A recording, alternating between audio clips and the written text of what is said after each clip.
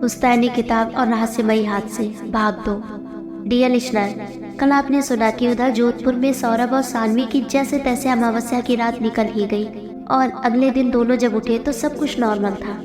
वहीं दूसरी तरफ जैसलमेर में प्रोफेसर मिश्रा उन चीखों की वजह से सो नहीं पाए थे और जैसे ही वो चीखें बंद हुई प्रोफेसर मिश्रा को काफ़ी अच्छी नींद आ गई। ये समय सुबह 4 बजे का था और इसीलिए सुबह 8 बजे तक वो सोते रहे। रात को जो आदमी प्रोफेसर मिश्रा के लिए दूध लेकर गया था वही आदमी सुबह उनके कमरे के बाहर उनका दरवाजा खटखटाते हुए उनको उठा देता है और उनको चाय देते हुए कहता है कि आप नीचे आ जाइए, इतनी देर तक यहाँ कोई नहीं सोता। इसके बाद प्रोफेसर मिश्रा फ्रेश होकर नीचे चले जाते हैं। वह ब्रेकफास्ट करते हुए ठाकुर साहब से उस पुश्तैनी किताब के बारे में पूछते हैं कि जब उस किताब को निकाला गया था तब ऐसे क्या हादसे हुए थे जो इतने खतरनाक थे। यहाँ तक कल आप सुन चुके थे, अब आगे। पुश्तैनी किताब के बारे में पूछने के बाद प्रोफेसर मिश्रा फिर शांत हो गए और चुपचाप बैठकर ब्रेकफास्ट करने लगे। ठाकुर साहब, जिनके चेहरे पर कुछ परेशानी की लकीरें आ गई थी, अब वो भी नॉर्मल हो गए और ब्रेकफास्ट करने लगे।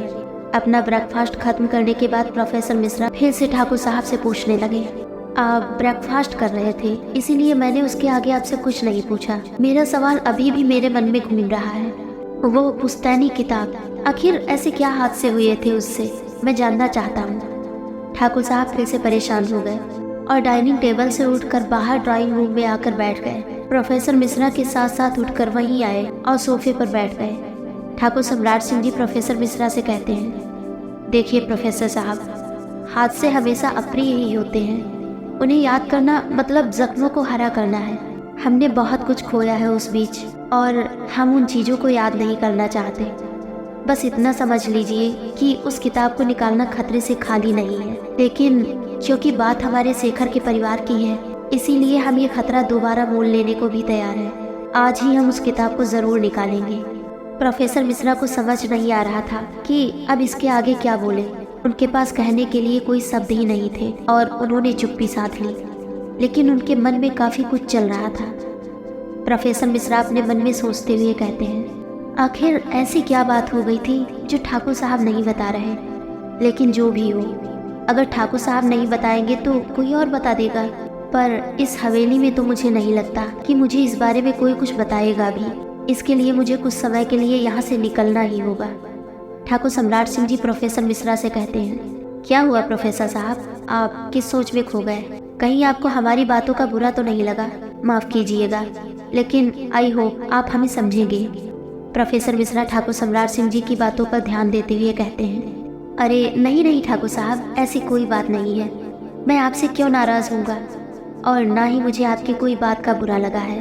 आपको माफ़ी मांगने की कोई ज़रूरत नहीं। कुछ बातें होती हैं ऐसी जिन्हें हम याद नहीं करना चाहते, क्योंकि उन्हें याद करने से हम उतने ही दर्द में चले जाते हैं जैसा हमें उस समय हुआ था। मैं आपकी बात बहुत अच्छे से समझ सकता हूँ। ठाकुर सम्राट सिंह जी प्रोफेसर मिश्रा से कहते हैं, हमें आपसे यही उम्मीद थी प्रोफेसर साहब। अरे प्रोफेसर साहब, हम आज आपको यहाँ पूरा जैसलमेर घुमाना चाहते हैं, क्या आप हमारे साथ चलना पसंद करेंगे? प्रोफेसर मिश्रा को इसी मौके की तो तलाश थी। वो इस हवेली से बाहर निकलना चाहते थे और ठाकुर सम्राट सिंह ने उनकी ये मुश्किल भी आसान कर दी। प्रोफेसर मिश्रा ठाकुर साहब की बातों का जवाब देते हैं, नेकी और पूछ पूछ, क्यों नहीं ठाकुर साहब, मुझे बहुत खुशी होगी यहाँ आपके शहर में घूमकर।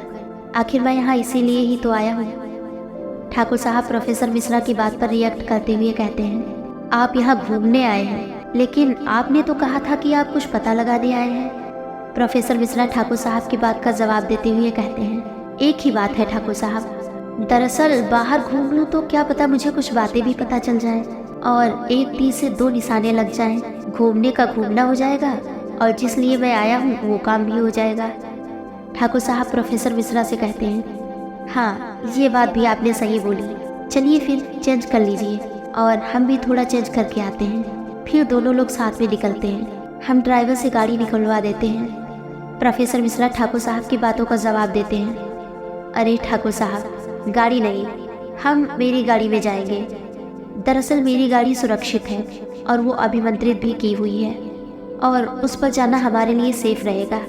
ठाकुर सम्राट सिंह जी मुस्कुराते हुए कहते हैं, ठीक है, जैसा आपको ठीक लगे, हम तो तैयार ही हैं। प्रोफेसर मिश्रा और ठाकुर साहब दोनों ही चेंज करने अपने अपने रूम में चले जाते हैं और कुछ देर बाद दोनों नीचे वापस ड्राइंग रूम में ही आकर मिलते हैं। वहाँ ठाकुर साहब प्रोफेसर मिश्रा से कहते हैं, चलिए प्रोफेसर साहब, दिखाते हैं हम आपको अपना जैसलमेर। दोनों लोग प्रोफेसर मिश्रा की गाड़ी में बैठकर जैसलमेर घूमने के लिए निकल जाते हैं और रास्ते में ठाकुर साहब प्रोफेसर मिश्रा को हर जगह के बारे में बताते चलते हैं। वहीं रास्ते पर एक बड़ा सा चबूतरा था जहाँ पर एक बड़ा सा बरगद का पेड़ भी था।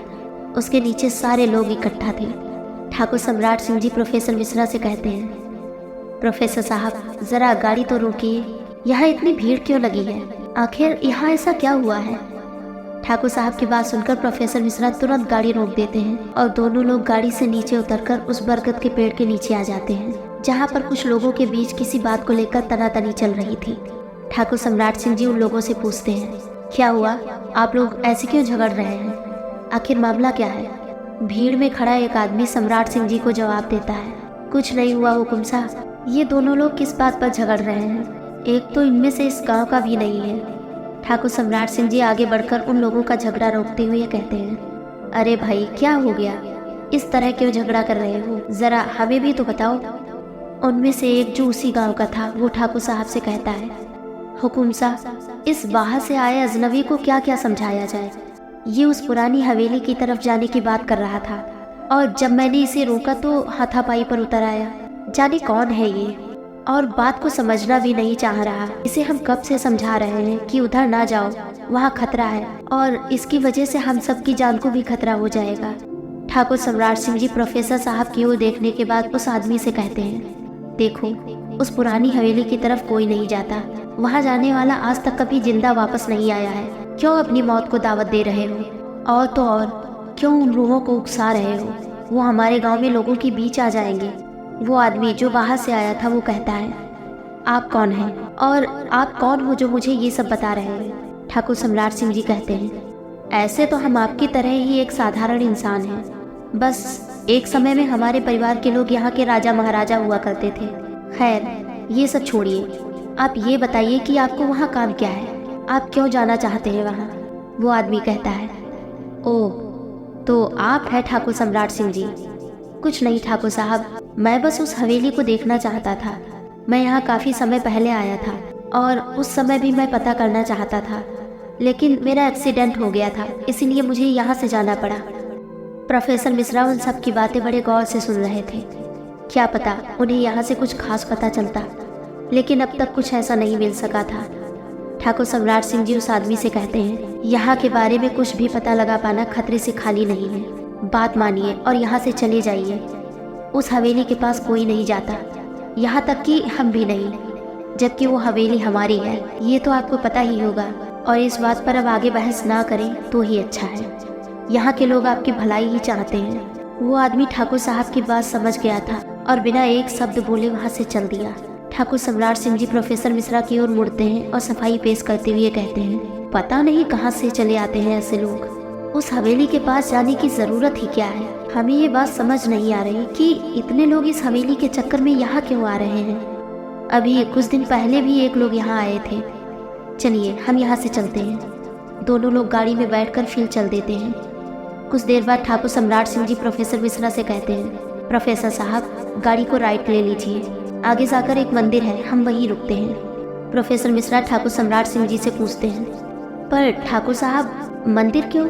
हमने तो जैसलमेर घूमने का प्लान किया था ना। ठाकुर सम्राट सिंह जी आगे देखते हुए जवाब देते हैं, प्रोफेसर साहब अभी कुछ मत पूछिए, हम आपके सारे सवालों का जवाब मंदिर में पहुंच कर देंगे। कुछ ही देर में वो मंदिर आ जाता है और प्रोफेसर मिश्रा गाड़ी वहीं रोक देते हैं। दोनों लोग उतरकर सीधा मंदिर के अंदर पहुंच जाते हैं, जहां पर इस समय कोई लोग नहीं थे क्योंकि सुबह के 11 बज चुके थे और सामान्यतः इस समय मंदिर में लोग बहुत कम आते हैं। ठाकुर सम्राट सिंह जी प्रोफेसर मिश्रा से कहते हैं, आइए प्रोफेसर साहब यहाँ बैठते हैं। दोनों लोग वहीं मंदिर परिसर में बैठ जाते हैं। प्रोफेसर मिश्रा ठाकुर सम्राट सिंह जी से कहते हैं, ठाकुर साहब अब बताइए, आपने कहा था ना यहाँ पहुँचकर आप मुझे बताएंगे। ठाकुर सम्राट सिंह जी प्रोफेसर मिश्रा से कहते हैं, हाँ प्रोफेसर साहब, हमने आपसे यही कहा था कि यहाँ आकर हम आपको आपके सारे सवालों के जवाब देंगे। सारे मतलब सारे सवालों के। हम अगर वहाँ हवेली में भी आपको कुछ जवाब दे देते तो आत्माएं समझ जाती और सुन लेती। ये मंदिर ही एक ऐसी जगह है जहाँ हमें वो नहीं सुन सकते, और यहाँ हम कोई भी कैसी भी बात कर सकते हैं, इसीलिए हम आपको यहाँ इस मंदिर में लाए हैं। प्रोफेसर मिश्रा ठाकुर सम्राट सिंह जी से कहते हैं, ठीक है ठाकुर साहब, आप सबसे पहले उस किताब के बारे में बताइए, मैं जानना चाहता हूँ। ठाकुर सम्राट सिंह जी कहते हैं, हमारी पुश्तैनी किताब, इसके बारे में हम आपको वहाँ ज़्यादा कुछ नहीं बता पाए क्योंकि वहाँ खतरा है। हम आपको यहाँ बताएंगे, ध्यान से सुनिए। हमारी जो पुश्तैनी किताब है उसकी रक्षा स्वयं वो आत्माएं करती हैं, और वो नहीं चाहते कि किसी भी बाहरी इंसान के हाथ हमारी वो पुश्तैनी किताब लगे। इवन हम भी कभी उस किताब को हाथ नहीं लगाते। जब हम उसे बाहर लाते हैं तब कुछ न कुछ ऐसी चीज घट जाती है जिससे हमें ये अंदाजा हो चुका है कि उस किताब को कोई हाथ नहीं लगा सकता। हमारी आखिरी पीढ़ी जिसने उसे हाथ लगाया था वो थे हमारे पिताजी। इसके बाद आज तक कोई उसे सक्सेसफुली यूज नहीं कर पाया। बस इतनी सी ही बात है। अब उससे क्या हादसे हुए, कैसे हुए, ये मैटर नहीं करता। तो समझे आप हम किस खतरे की बात कर रहे थे। प्रोफेसर मिश्रा ठाकुर साहब की बात समझ चुके थे और काफी सारी बातें इसमें से उनके काम की भी थी, और वो जल्द से जल्द ये सारी बातें सौरभ के साथ भी शेयर करना चाहते थे। क्या इतनी सारी बातें जानने के बाद भी प्रोफेसर मिश्रा उस पुश्तैनी किताब को बाहर निकालेंगे? क्या होगा इन सब का अंजाम? क्या कभी खुल पाएंगे सारे राज? जानने के लिए बने रहिए हमारे साथ, और कहानी को लगातार सुनने के लिए सब्सक्राइब कीजिए हमारा चैनल और सुनते रहिए ये प्यारी सी कहानी रिश्ता पूर्व जन्म का। धन्यवाद।